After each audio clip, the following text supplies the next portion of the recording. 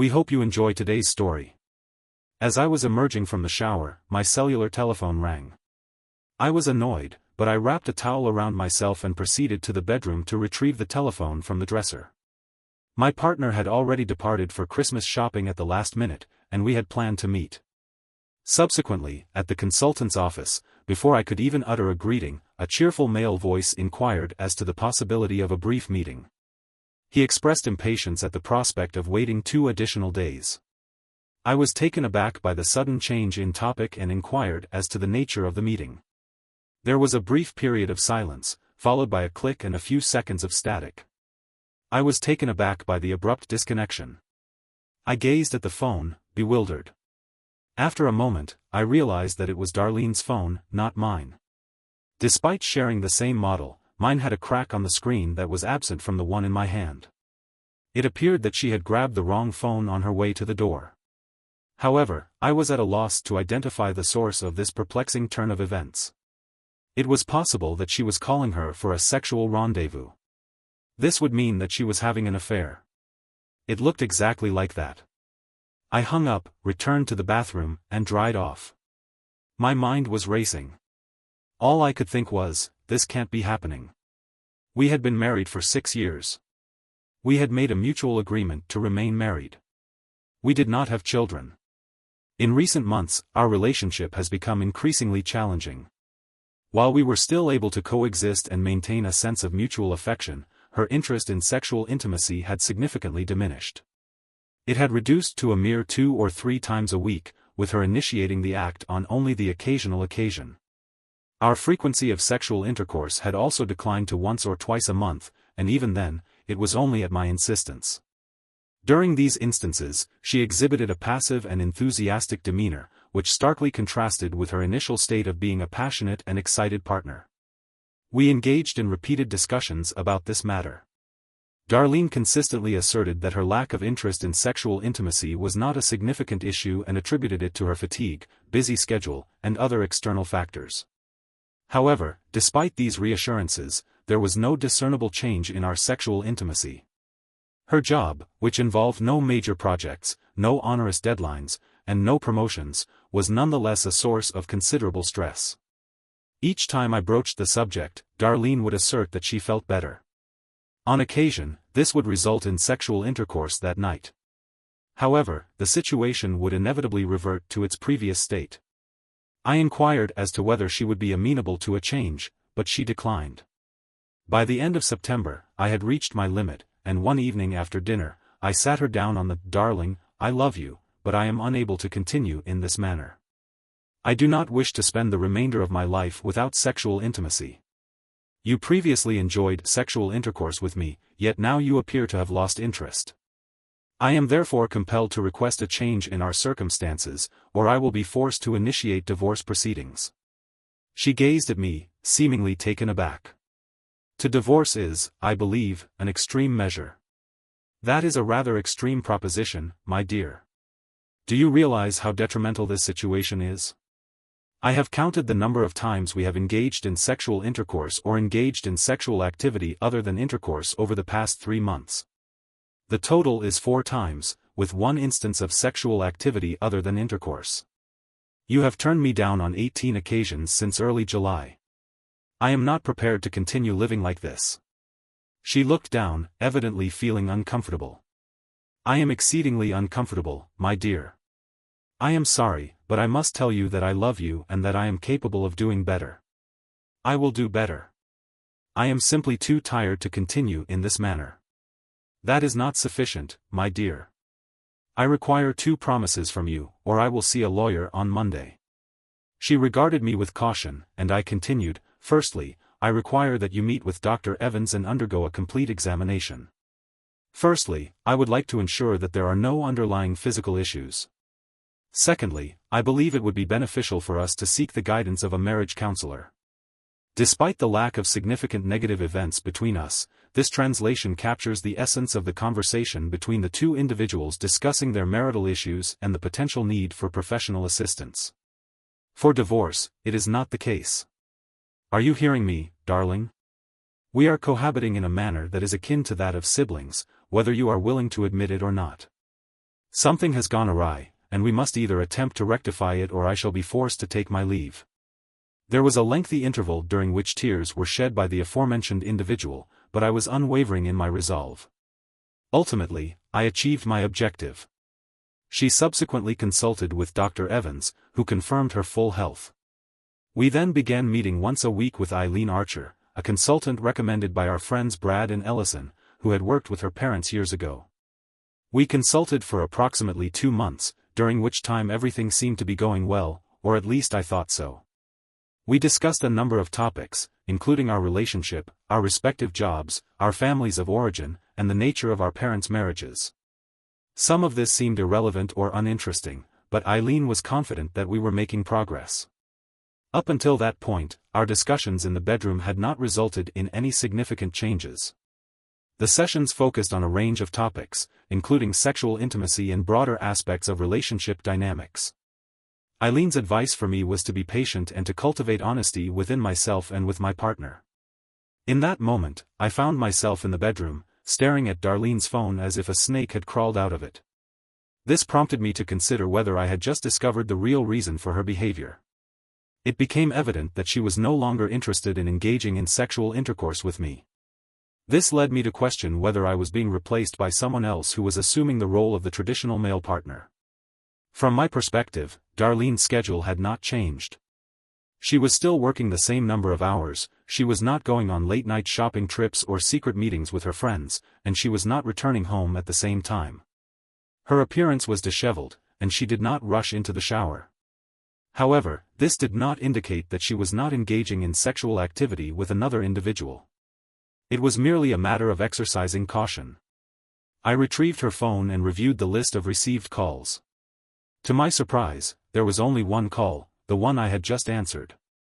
The caller was identified as CM. I answered the call and waited for the tones. The caller did not pick up, and the call was transferred to voicemail. The message stated, "This is CHR Mason. Leave a message and I'll call you back.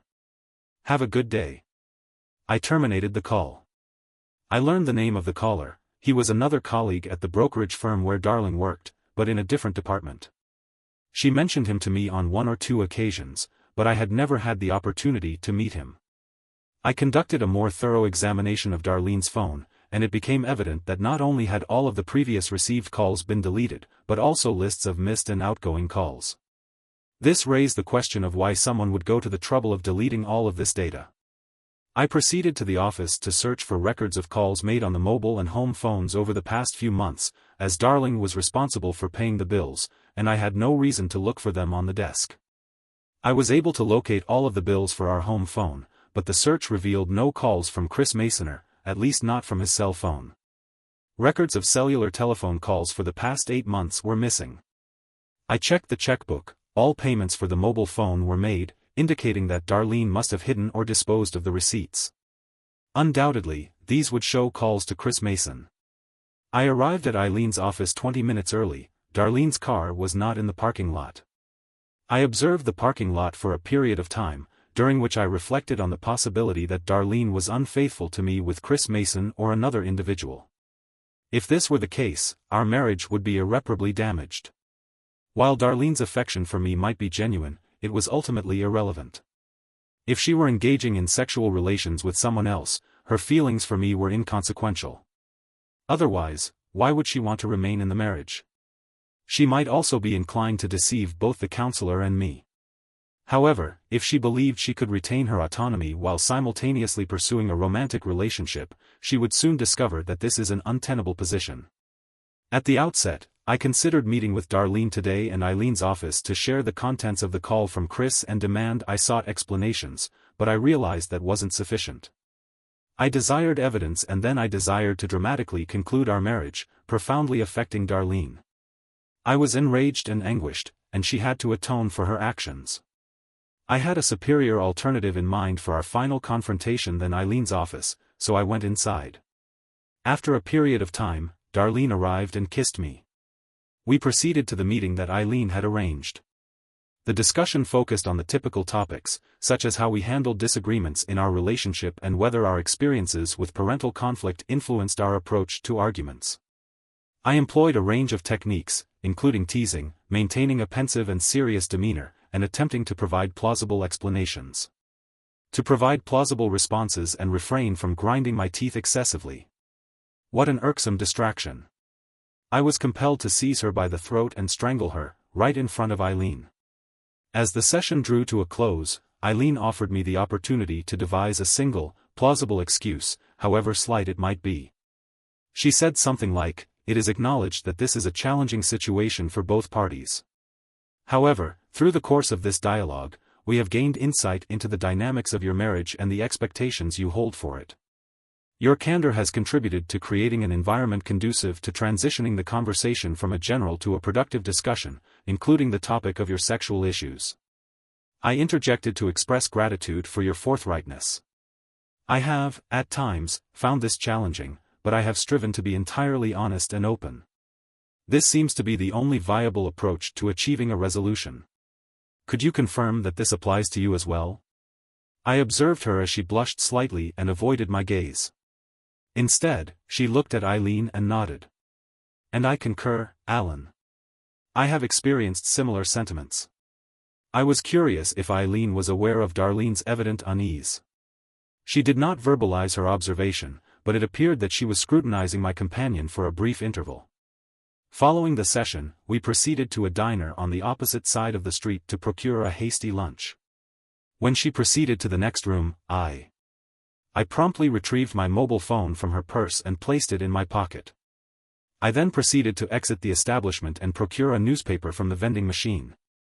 While there, I disabled Darlene's phone, enclosed it within the newspaper, and deposited it into the receptacle designated for discarded newspapers.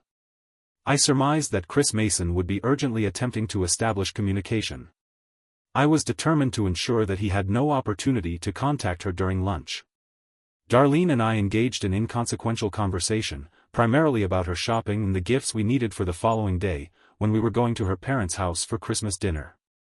We then proceeded to a series of congested establishments with the intention of procuring the remaining items on our list. I was astonished at my capacity to maintain composure and feign amiability, despite my overwhelming desire to unleash my frustration on her.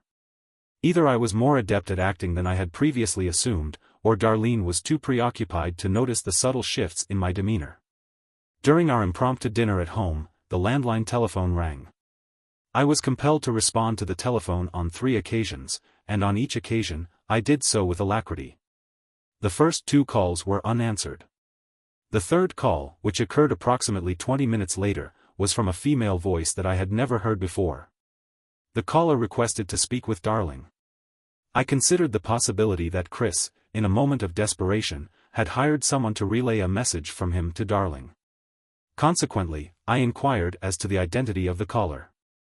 In response, the voice stated, Iris from work, smiling. I informed her that I was unsure of the purpose of the call. The caller appeared taken aback and there was a brief pause before she replied, there's an account we both work on, and I have a couple of questions about it. I informed her that I was unable to speak further at that time but that I would ensure she received the message.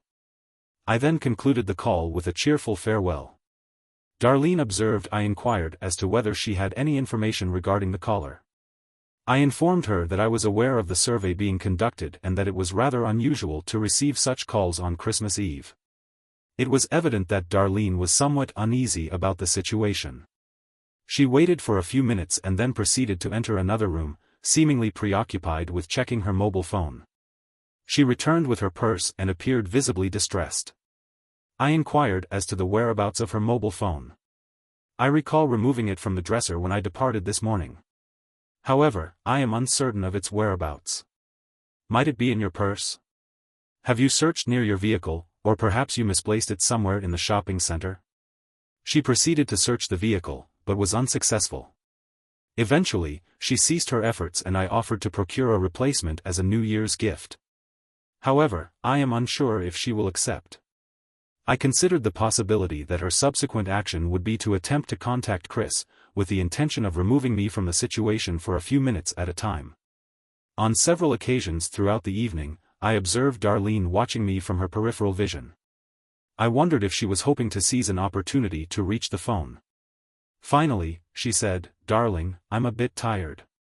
I'll go upstairs and just watch some TV for a while." I replied, "Of course."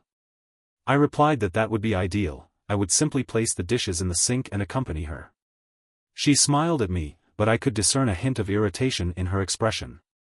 An hour later, she requested that I verify the presence of any garbage bins on the curb. I reminded her that it was Christmas Eve and that there would be no garbage pickup. She turned away from me with a discernible expression of disappointment. After retiring for the night, she was unable to contact anyone on Christmas morning. I arose at an early hour, prepared breakfast while she slept, and made a few final preparations. I then entered the bedroom and gently roused her. "Good morning, dear," I said, "Merry Christmas." I smiled, though I felt no genuine warmth. "There's coffee ready in the kitchen," I added. "I'm leaving. I'll see you later at your parents' house." She sat up with a clumsy movements, her eyes still heavy with sleep. "It's only 8 o'clock," she said. "30 Alan, where are you going?" I smiled again. "I need to procure a last-minute gift for you, my dear, but do not fret, we shall see each other there." She protested, stating that all the stores were closed that day and that I could not simply return home later to pick her up. However, I was already heading towards the door, sending her an airy kiss at 8. At 45, I proceeded to knock on the door of Chris Mason's apartment, having located his address in Darlene's work directory. I was operating under the assumption that he would be in town that day, as he had previously expressed his anticipation of meeting Darlene the following day. When he opened the door, he was attired in a robe and appeared to be in a state of repose. He was a tall, well-proportioned individual. He was approximately 25 years of age. I was taken aback by his sudden silence and retreat into the privacy of his living room. I promptly entered and closed the door behind me. In my hand, I held a Hammerly 2008 pneumatic pistol, aimed directly at his chest. It was not a particularly lethal weapon, it was merely a tool I utilized for close-range combat. It was evident that Mason was unaware that I was not there for a casual encounter. He appeared to be overcome with fear. "Allow me to introduce myself. I am Alan Radden, Darlene's husband and your current romantic interest." Your eyes widened in response to my presence, and you took another step back. "I would advise you to calm down and refrain from any further displays of agitation. I am aware of your actions from the previous day." He called, requesting sexual intercourse. "It is unlikely that I will be unable to discern the truth of the matter. From this point forward, we will engage in conversation within your living room. Should I fail to obtain the information I require, I will shoot you once or twice and allow you to bleed to death. If you choose to be more forthcoming, however, subsequently, we will visit some acquaintances of mine and engage in conversation with them. Thereafter, I will permit you to resume your life. Is this understood?" He regarded me with caution, nodding slightly. "All I have to do is converse with you." I nodded in agreement. "Furthermore, I will cease monitoring you. It would be unfortunate if you were to be shot." We proceeded to converse for a brief period. He proceeded to divulge all the information I sought. I then observed him as he proceeded to dress and shower. After that, he prepared sandwiches in his kitchen, and we ate while I maintained visual contact with him and kept the firearm aimed at him. We did not converse extensively, but I was content with that. At 1 p.m., at 45, we exited the vehicle and entered my automobile. I provided Chris with the address and instructed him to operate the vehicle while I remained in the rear seating area, holding the firearm in my hand. Upon reaching Darlene's parents' residence, I directed Chris to park 4 houses away from the residence, preventing them from observing my vehicle. I observed that Darlene's vehicle was already present, along with her sister Barbara's vehicle and her husband's vehicle. However, I desired to make an impressive entrance, so we waited until 2 o'clock. At 30 minutes before the agreed-upon time, I proceeded to remove Chris from the vehicle and escort him to the driveway. It was imperative that we adhere to the agreed-upon plan. I made a few opening remarks, after which Chris was to tell his story. Once he had finished, I would leave, allowing him to save his life. I ensured him that my firearm would be in my pocket, but it would appear to be in less than a second. He displayed a range of emotions, oscillating between unease and sheer terror. He reassured me, "Don't worry, dude. I'll play along just like you said when we rang the doorbell. Sarah, the daughter, answered with a welcoming smile, but it quickly transformed into a puzzled expression when she saw Chris. "Excuse me, but who is this?" "Merry Christmas," I said, kissing her on the cheek as we entered the foyer. "This is Chris. He's just here for a few minutes." I ignored her confusion as I took Chris by the hand and led him straight to the dining room, where the family was just about to start snacking. It appeared that they were about to begin without me. "Merry Christmas," I said with a joyful smile, looking at their surprised faces. There sat Darlin's father, Tom, and her sister, Barbara, with her husband, Mark, and their two boys, Teddy and Ben. And then there was Darlin, along with the others. All exhibited a puzzled yet pleasant and even anticipatory expression. They were taken aback by the unexpected addition of a guest, but Darling appeared as pale as a ghost. Her mouth opened slightly, and I feared she might faint. "Attention, everyone," I said. "This is Chris, Darling's colleague. He has a story to share with us." Darling stood up, but I quickly intervened. "This isn't necessary, Alan. I believe everyone should hear this." She took a few quick steps toward the door, but I grasped her hand firmly and held her back. On this occasion, Chris attempted to extricate herself from my grasp, exclaiming, "No, no, Chris, don't." I promptly placed my free hand over her mouth to prevent her from speaking further while her parents observed the situation with complete astonishment. Chris then began to speak, stating, "Darling, I had an affair with you." This revelation commenced in April and has continued until the present moment. The family members of Chris gasped, then turned their attention to both Chris and me. After a lengthy pause, Barbara lifted Teddy and Ben from their chairs and led them into the living room, where she proceeded to turn on the television. She then returned to the dining room and closed the door behind her. "Continue, Chris," I encouraged. She smiled and did so. We met at work, where there are several massage rooms with lockable doors. We engaged in this activity approximately twice a week, meeting at different times so as to avoid arousing suspicion. We worked on different floors of the building, which made it difficult for others to discern that we were leaving at the same time. There were shower stalls where we could freshen up. Darlin continued to struggle with me, attempting to bite my hand. I held her firmly, and "Chris," I said, "please be specific about what you and Darlin were doing together." He did not meet my eyes, and we mostly engaged in sexual intercourse. I was gratified to observe the horror on their faces. Upon observing the expression on Darlin's mother's face, Darlin ceased struggling with me and I withdrew my hand from her mouth. She remained in place, tears streaming down her face. I inquired about the experience of sleeping with Darlin in an amiable manner, aware of the response I would receive. I had previously instructed him on how to respond to this question on 2 occasions. To ensure a seamless experience, she is notably enthusiastic and assertive. She engages in a series of thigh-flexing and pushing motions, particularly when approaching climax.